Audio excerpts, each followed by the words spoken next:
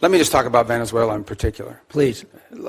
I think we can talk, if you want. I'm sure your questions will be about what happened before and led up to in the operation. I want to focus my comments this morning on what happens now moving forward, because you're going to ask about the going back.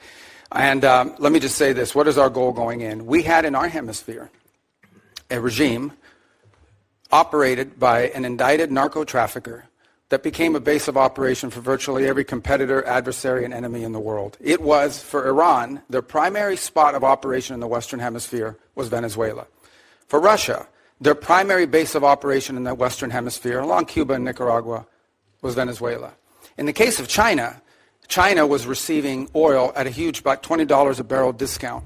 And they weren't even paying money for it. It was being used to pay down debt that they were owed. This is the oil of the people of Venezuela, and it was being given to the Chinese as barter at a 20%, at a $20 discount per barrel in some cases.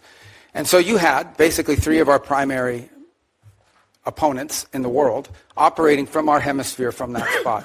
It was also a place where you had a narco-trafficking regime that openly cooperated with the FARC and the ELN and other drug trafficking organizations using their national territory. It was an enormous strategic risk for the United States, not halfway around the world, not in another continent, but in the hemisphere in which we all live. And it was having dramatic impacts on us, but also on Colombia and on the Caribbean basin and all sorts of other places. It was an untenable situation, and it had to be addressed. And it was addressed. And now the question becomes what happens moving forward. As I've described to you in previous settings and in individual conversations, we had three objectives here. The final, I'll work it backwards, because the end state here is we want to reach a phase of transition where we are left with a friendly, stable, prosperous Venezuela, and democratic, in which all elements of society are represented in free and fair elections. By the way, you can have elections. You can have elections all day. But if the opposition has no access to the media, if opposition candidates are routinely dismissed and unable to be on the ballot because the government, those aren't free and fair elections. That's the end state that we want. Free, fair, prosperous, and friendly Venezuela. We're not going to get there in 3 weeks. It's going to take some time.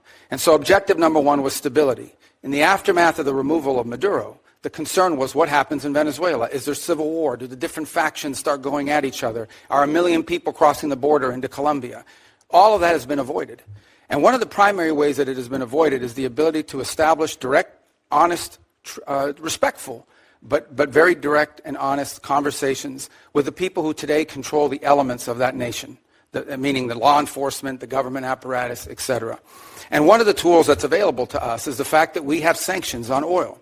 There is oil that is sanctioned that cannot move from Venezuela because of our quarantine.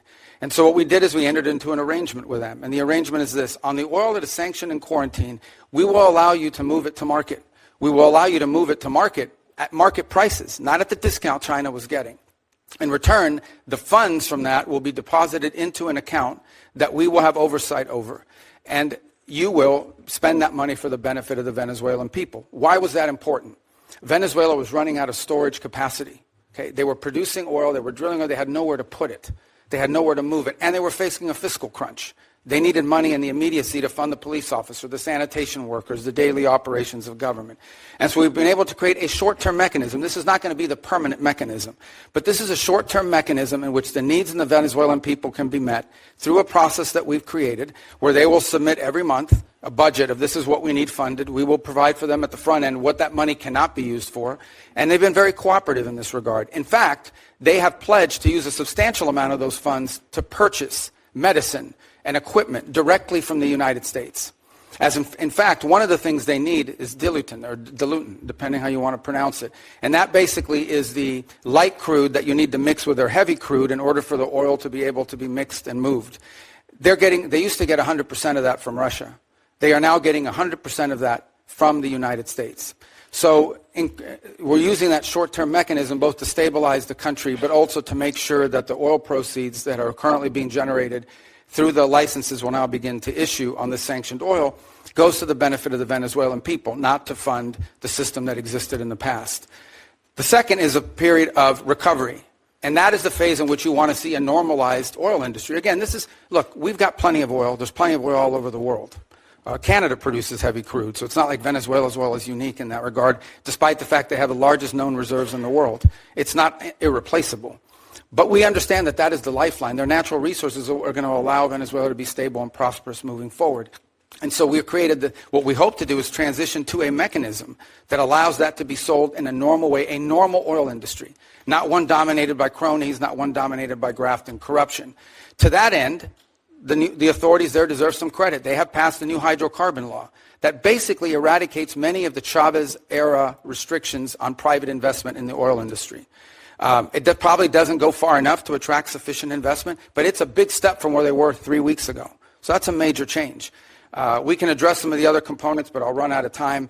But one of the parts of the transition phase, or the recovery phase, is beginning to create space for different voices inside of Venezuelan politics to have an ability to speak out. Part of that is the release of political prisoners. By some estimates, up to 2,000.